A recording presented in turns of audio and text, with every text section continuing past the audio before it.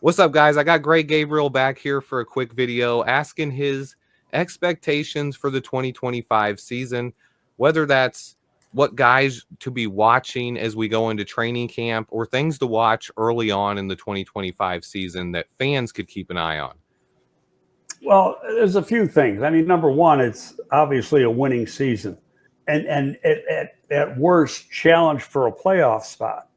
Now, when you look at the personnel, you say, okay, they should be able to do it. You got a new coach who comes with a lot of accolades, and that's all good, but it's still young players. You still got a second-year quarterback and a new coach and a lot of newer players on offense at the skill positions with Loveland and Luther Burden and stuff. So it's still got to come together. And how long is that going to take?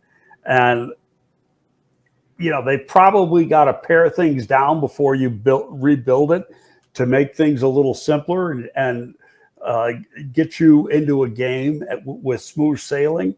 It'll be interesting how in these opening games, because in game planning from say the Vikings standpoint in game one, the Vikings are got to go off a Detroit tape because they're going to use those tendencies that Johnson did, but who said Johnson's going to do anything close to what he did in Detroit? And so but the tendencies of his play calling, not necessarily the play itself, but how he did things in certain situations, they could probably zone in on that, but exactly what they're going to see, they're not really going to have a clue because it's a different team with different players.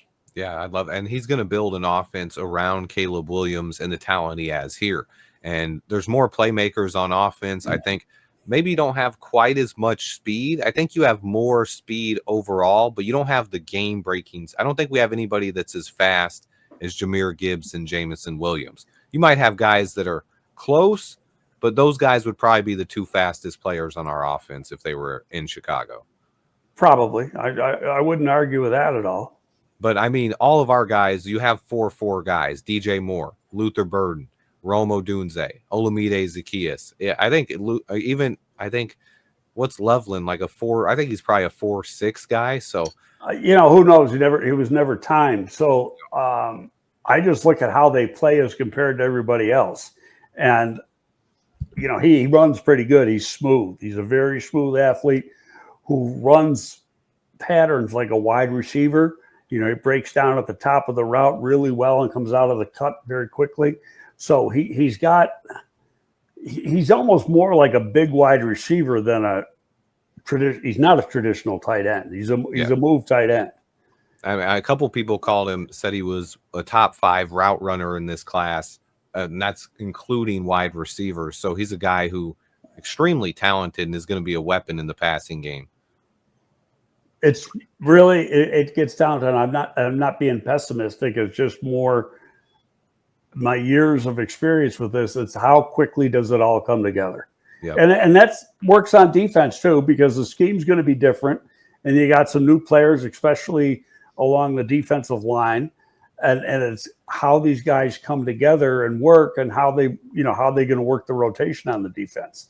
And then too, there's talk that, and we won't really know for sure until training camp, but that Edmonds might be playing the Will linebacker position and TJ playing the Mike linebacker position. And that's going to have a difference on how the defense is run.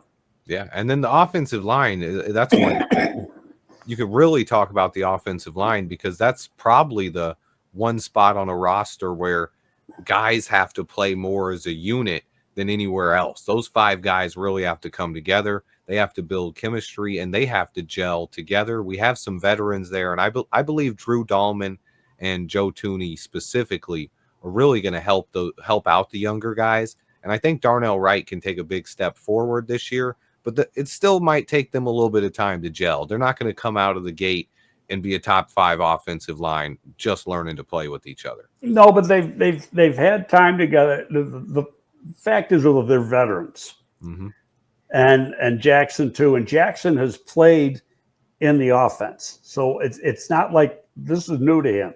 It's new to the other guys, Yep. But it's okay. Who's the left tackle going to be?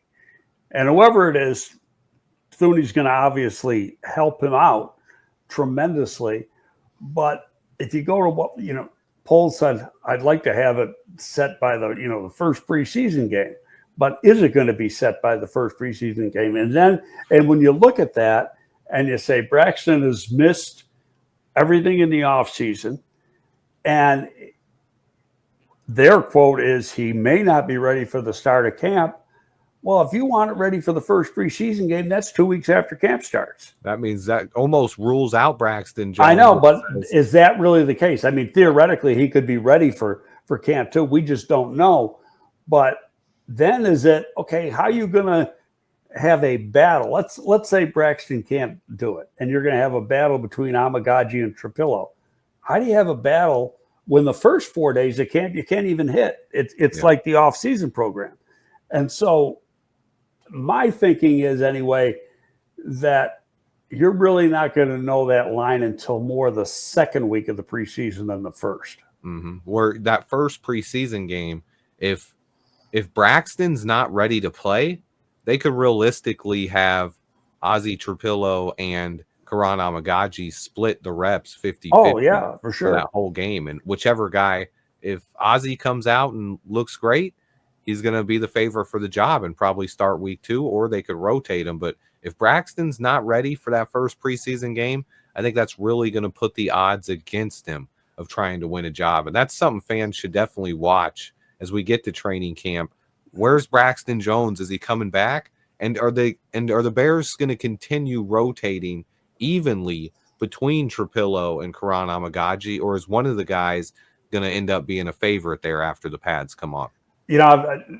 Theoretically, I think, well, the guy who could pick up the offense the quickest and not make the mental mistakes should theoretically be ahead. But then you think of their backgrounds. You got one guy went to Yale, the other guy went to BC, which is actually a really good academic school. Yeah. Neither one is a dummy.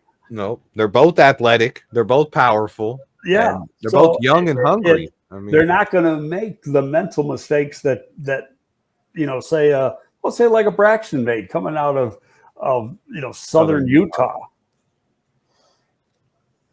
As a 5th round pick and a guy who he had the athleticism, but Braxton needed anchor, and the Bears had to rework how he used his hands as well. He was really sloppy coming out of Southern Utah, and he needed better coaching, but he has gotten better. So it's going to be an interesting battle because I cannot rule out Braxton completely, but he has to get healthy and he has to get back to camp. And, I listened to Rochard, and Rochard said fixing his anchor is getting him to play lower. And he goes, I can do that. Okay. Yeah, I mean, that's it. Sometimes it's a mental thing because he can bend.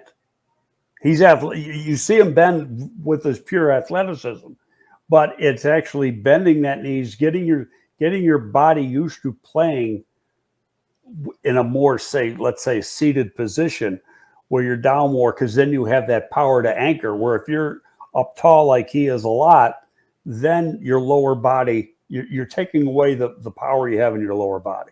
Yep, 100%. And that's one thing that he's been trying to work on. He's gotten a little bit better. He's been adding power in his lower body and working on his technique over the last couple of years. But it's really hard to get better at that when you're recovering from off-season ankle surgery. So that's going to be tough to watch. The only thing I think from a positive standpoint is, Aiden Hutchinson actually had a worse injury, and he's already full go. Now, granted, his injury was 5-6 weeks before Braxton's injury. Yeah. But still, he's been full go for a couple weeks, and there's 6 weeks to go before camp starts. Yeah. So how far in his rehab is Braxton? And they don't have to tell you that. They don't even have to tell you when camp opens. You'll know it if he's practicing or he's not practicing. And that'll be really important. Like if he's practicing, then you watch who's getting the reps if Braxton's healthy, because that'll tell us a lot. Yep. And unless one of these guys really dominates in preseason, whoever's getting the reps and putting in the work is probably going to be the guy that starts, because I expect them all to play pretty well in preseason. when given opportunities. Well, they got decent competition in the preseason too. Mm-hmm. But how much will they see against the starters? That's well, the one thing. I know. Well, they got. Don't forget, you got the joint practices too. The joint practices will be, especially against Buffalo, because McDermott will not play Josh Allen, and if he plays a quarter in the preseason, that's a lot. Yeah. So he's going to, but those guys will practice in the joint session. Get a lot of reps. Right, and those will be, important practices. Is probably 2 days before the game. That first game is on I think it's Sunday night football, or a Sunday afternoon or whatever, that first preseason game. So that joint practice will be on a Friday. Yeah, those are always fun to watch. I love the joint practices. I went for the Bengals ones last year, but they got rained out for fans, so they didn't actually let us watch it. They moved them inside, so I didn't actually get to watch that practice.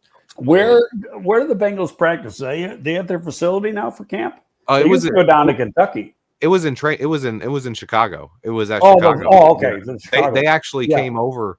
So I went for it was the last day of camp. So I went for the last 3 days of camp.